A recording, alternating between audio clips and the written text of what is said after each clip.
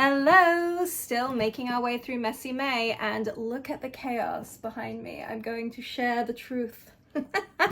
I am in the process, I'm always in the process of sorting out my art room, but it's Messy May, so it's kind of allowed right now. I want to kind of talk about this a little bit. I wasn't going to share this footage initially, and I spoke to my husband about it, and I thought, you know what, if it can help one person.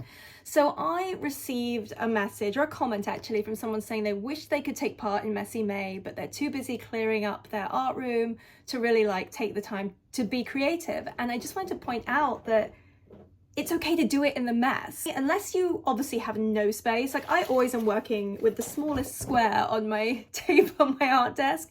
Now occasionally I do clear this all out, but when I'm in the thick of it, I'm just excited. I'm cutting things up. I do have a home for everything, and I will do a big clean at the end of a session sometimes, but you know, I'm working with stuff from yesterday, especially when it comes to Messy May and, you know, using my hands and paints and stickers and glue. But yeah, when you're in the thick of it, as a creative person, it can be really hard to focus on that aspect of cleaning up after yourself.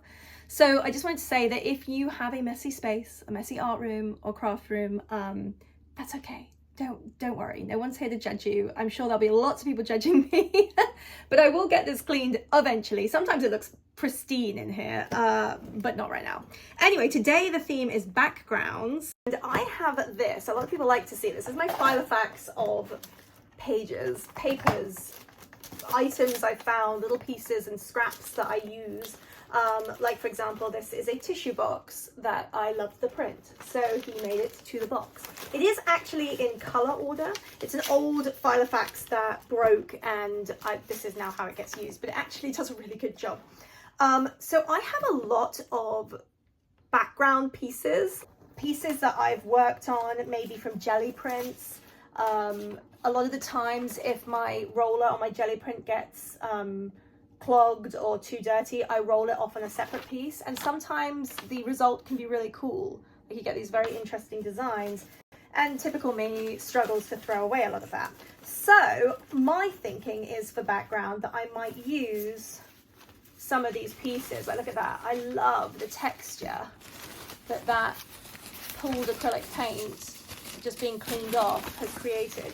So this is the piece that I ended up with. It is an old scrap of calligraphy paper, actually, that I really liked. It was from cleaning my brush, and you've got patches of colour that are just really fun.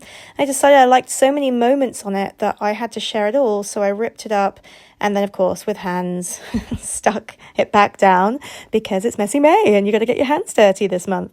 It did start to tear because I was being a little too rough with it, but I am using decoupage Mod Podge for this. I don't use this very often, but because this paper is very thin, it's almost like tissue paper, you kind of I like to use a decoupage type. It's a water-based glue basically, but it just works really well with the thinner paper. I put a little acrylic cream paint on there too, just because, well, why not? Again, like I said, I liked so many moments on this. I didn't want to lose it, so I would rip pieces off the edges and put it back on the page as well.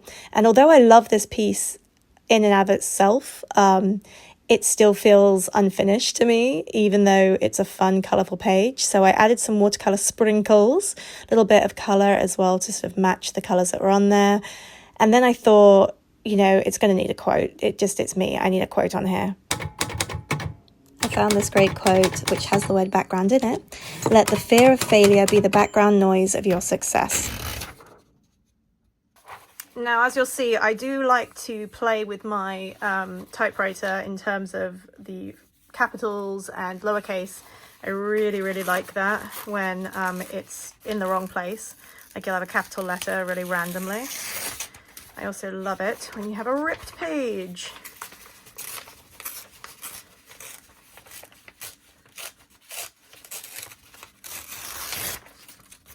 All right.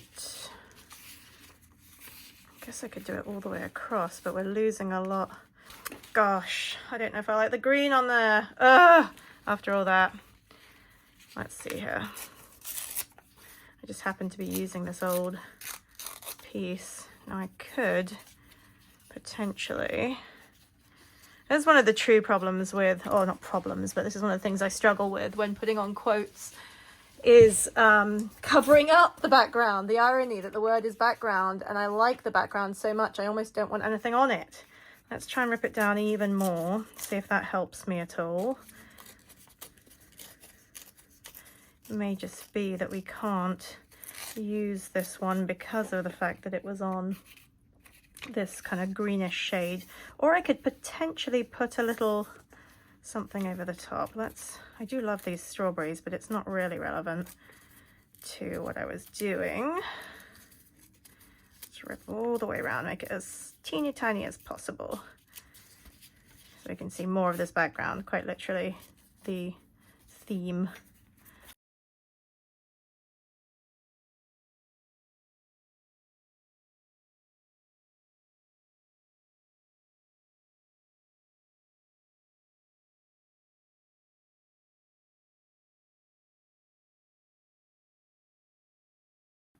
Maybe I'll circle some areas, draw attention to them in some capacity.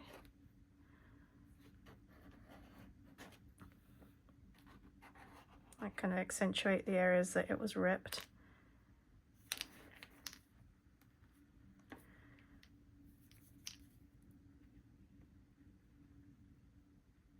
You know what? Just to tie in with this page, I'm actually going to just put a little bit of this shape, maybe at a different angle, like that.